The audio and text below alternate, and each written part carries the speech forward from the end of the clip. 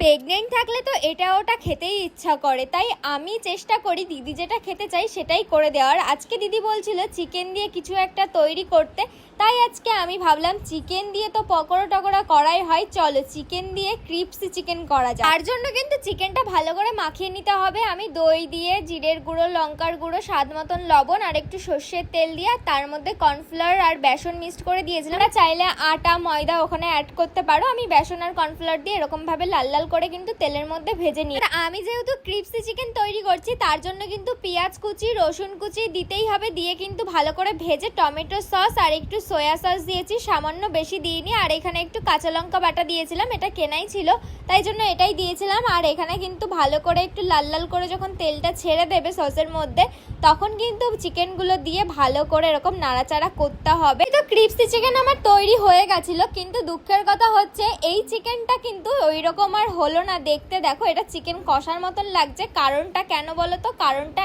এটাই যে সিদ্ধ ছিল না। দিদি বলছিল যে সিদ্ধ বেশি হয়নি ভালো করে, যেহেতু মাংসর পিসগুলো বড় বড় ছিল তার জন্য কিন্তু আমি জল ঢেলে দিয়েছিলাম, এই জন্য এরকম দেখতে হয়েছে। তো যাই হোক, আর ওইরকম টেস্টটা হয়েছিল না, বাট সুন্দর হয়েছিল খেতে। তোমরা আগে থেকে সিদ্ধ করে নেবে, তারপরে তোমরা ক্রিপসি চিকেন তৈরি করবে। আর যদি ছোট পিস থাকে তাহলে তো কোনো প্রবলেমই নেই।